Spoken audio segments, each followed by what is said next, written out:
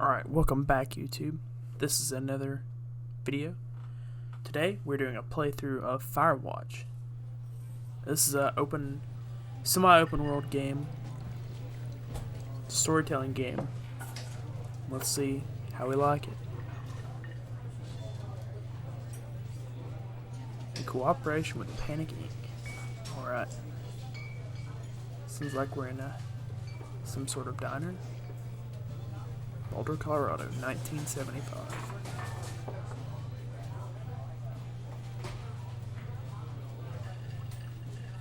Interesting.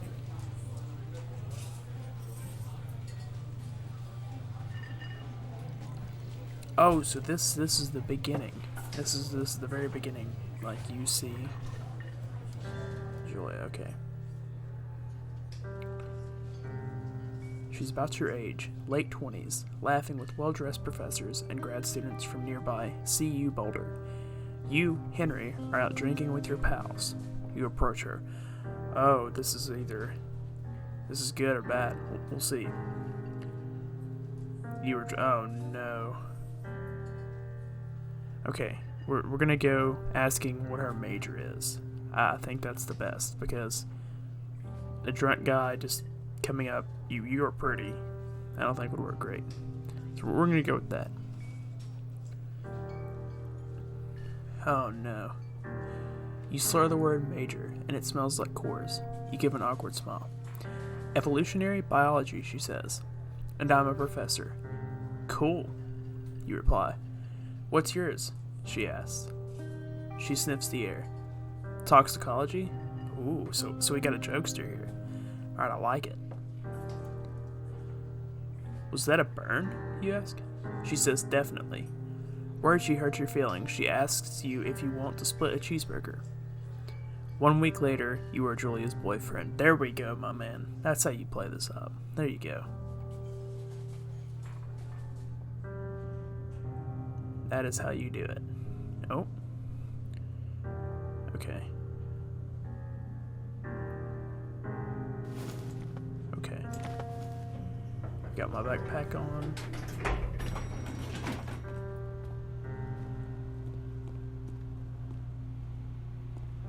Alright.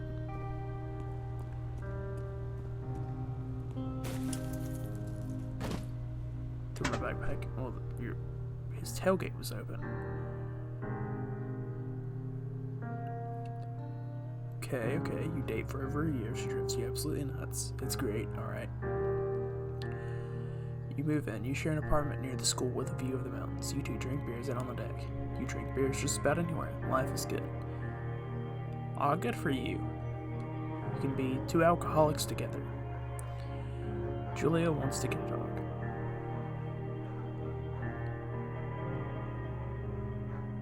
She wants...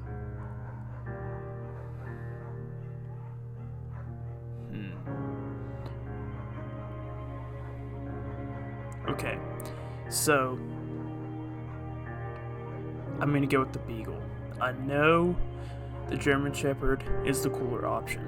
No offense to Beagles. But Julia is in love with the Beagle, so we gotta pick the Beagle.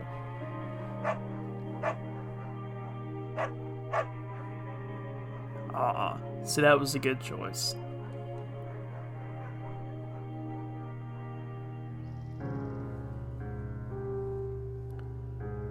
Oh, 1979. You talk out on the deck. It's summer. 9:30 p.m. and the heat still radiates off the high desert. What do you think about kids? She asks.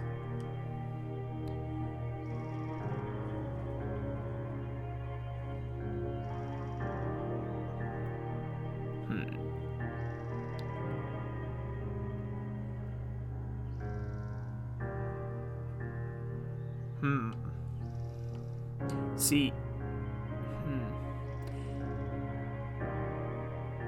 This is a hard option here.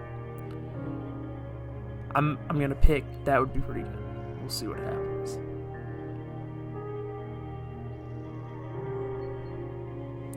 In that case, we should probably get married. Yeah, I would like that, you say. These kids are going to be screwed up enough. It's probably for the best that their parents are hitched.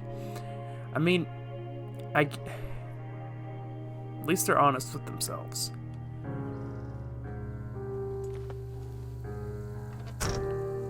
beautiful game.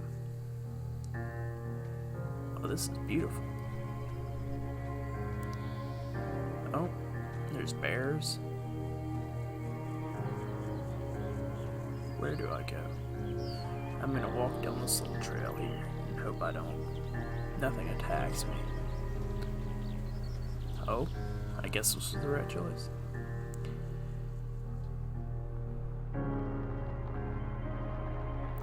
"1980. It's a Thursday night and Julia is 4 hours late. She doesn't call. You're worried and getting angry by the minute. She walks in after you've gone to bed." Oh no.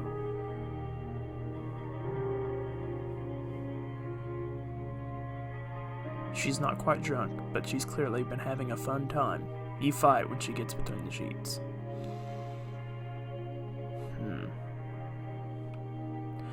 See, I can understand both rationales here. You either get mad or you ignore it. I'm gonna make my character get mad, because why not? We're choosing on the left options.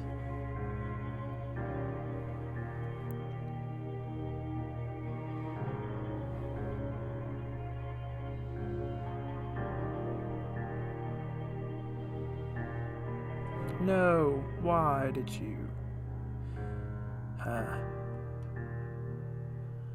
Oh, couples do that.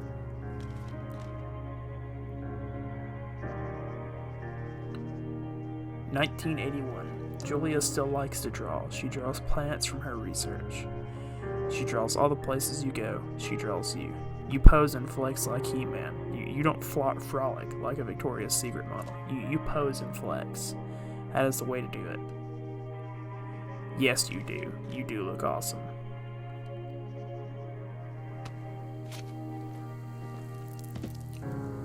Oh, it's getting dark, but what a beautiful game. I cannot stress that enough. What an interesting tree placement. How it's falling. I got to just run around out in the wilderness alone.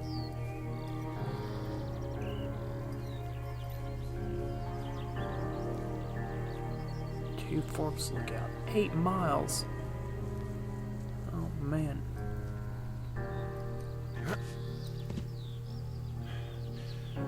What a beautiful sunset. 1982. During the summers, you and Julia enjoy walking bucket at night. There's a festival in town. It brings in folks from faraway places. One of them tries to mug you with a knife. Oh no.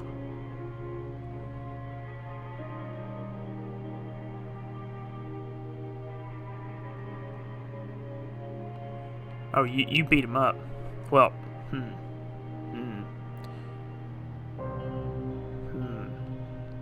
You could go to prison. But he kicked your dog. And attacked you and your girlfriend. Alright, we're beating him up.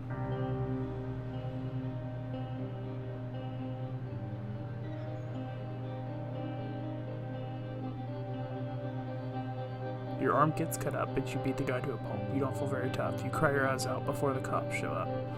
Julia asks to take a different path from that day forward. You say okay. You don't want to go that way either. From then on, you walk by the river. Poor guy. Good thing you beat him up, though. 1984. Plans to have kids get waylaid by work. No. Julia gets offered a job at Yale. Yale is in Connecticut, 2,000 miles away. It's a great job, associate department chair. She wants to move. You absolutely do not. No, it's not all about you in life and or a relationship. So agree if she commutes back and forth. You ask her if she'll commute back and forth. You don't want to move to Connecticut. She says that'll be hard, but she'll do it if you won't move. You tell her not to pass it up if it's what she wants. She agrees. She flies back to Boulder 3 times each semester. But that's a good working arrangement. 1985. Julia is sent home from Yale on paid leave after having an episode. She lost it on a colleague for borrowing books that are important to her research. She didn't remember she had happily loaned them to him just 2 days prior. Oh no. She was found crying in the stairwell.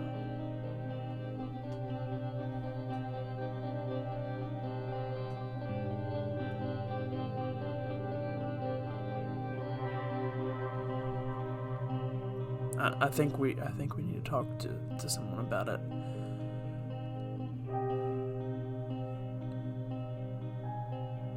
After seeing multiple doctors and having many tests, they are worried that Julia might be suffering from early onset dementia.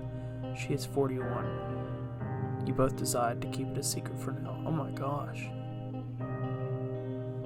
The story is deep. It's taking some turns. Goldman.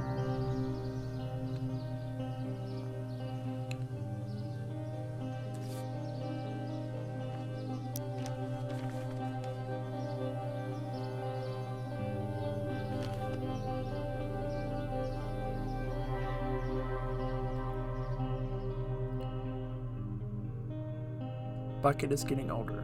Julia comments that it's kind of nice because he gets in less trouble around the house. A week later, she goes back to the university. 1987. Julia's affliction gets worse. She can't remember things in class. Her research is in shambles. She drives her car to the next town over for no particular reason and has to be brought home by the police. She is devastated. She is sent home on permanent medical leave. Oh. Some days you get the Julia who calls you a dope, and your unborn children little idiots. Other days you get a stranger. She pulls you into bed to make love. After 5 minutes, she goes into a panic, believing her dad is at the door.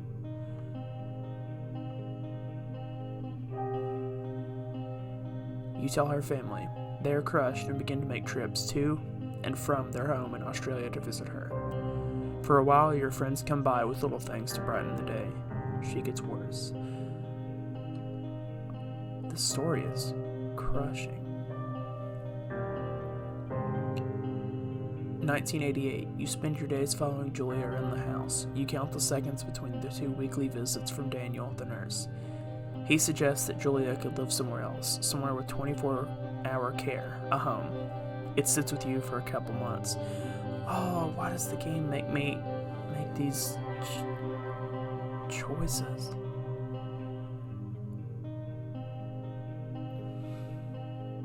On one hand, you don't have the ability to care for her, but on the other, like, that's like your wife basically, and you're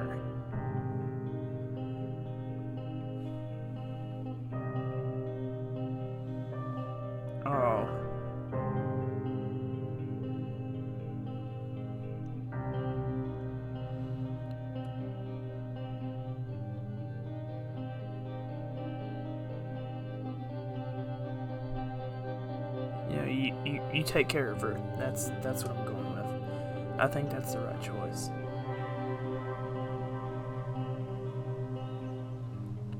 Man, the way they do this story in between the gameplay. This is such a beautiful game. I cannot remark on saying that. It's such a beautiful game with a sad story.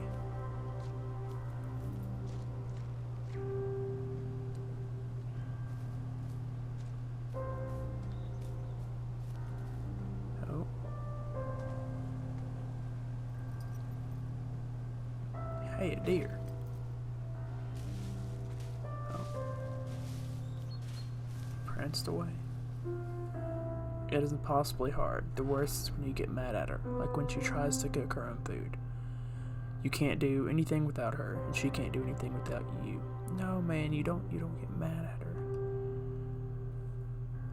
When she goes to sleep, you stay up for a few hours, drinking on the deck, watching the baseball in the summer, college basketball in the winter, drinking then too.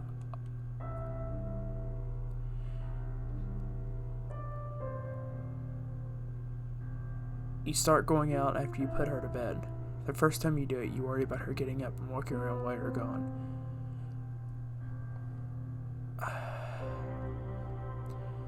And this guy is just...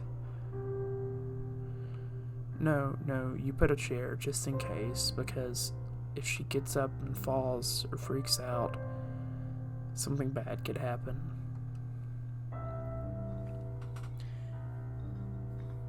You go to the same bar at the boring end of Pearl Street. It's nice there. Over time, you tell Sheila, the bartender, everything. It's a huge weight off. You're home and in bed by 1 a.m. a couple nights a week. You look forward to those nights. Oh man, no, don't do anything. 1989. One night you are stopped at a DUI checkpoint. You blow at .10 and are taken to jail for the night. You consider trying to hide it, but you tell your sister-in-law, Susan.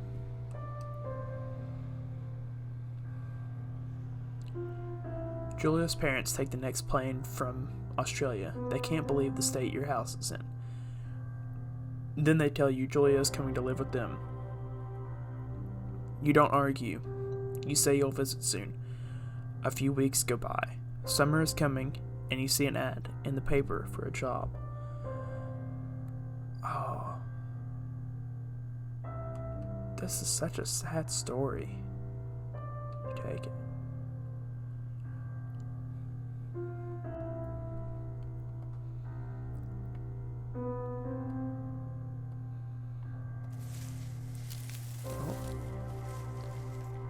Oh.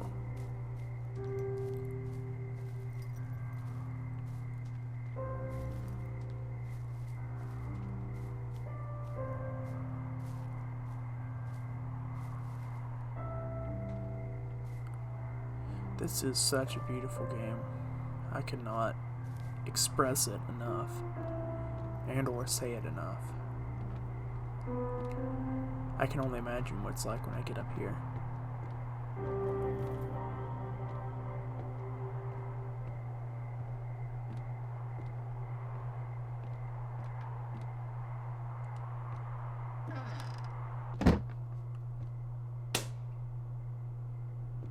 Hey, power's on.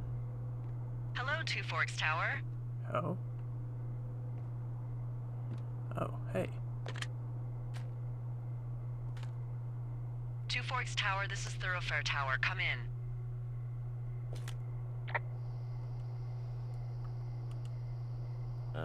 Hello? Whoever this is? It's Henry, right? Yeah. I'm Delilah.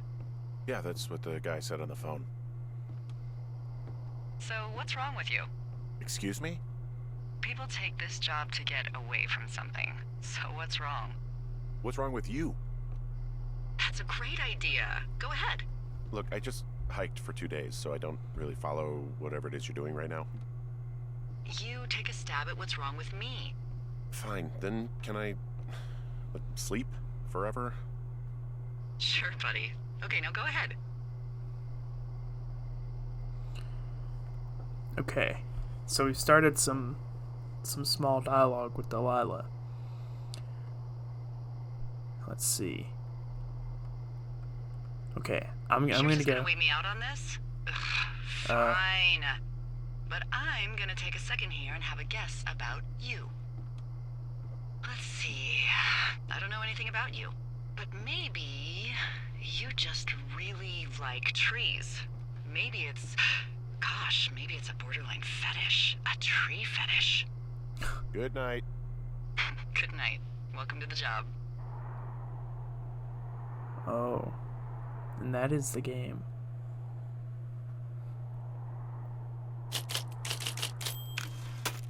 Good morning, Henry. Well, I guess good afternoon.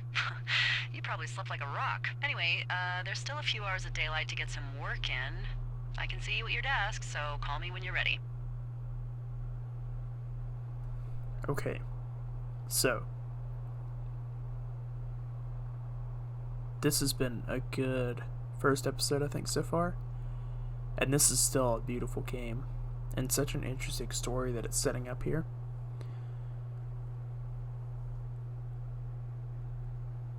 But thank you for watching,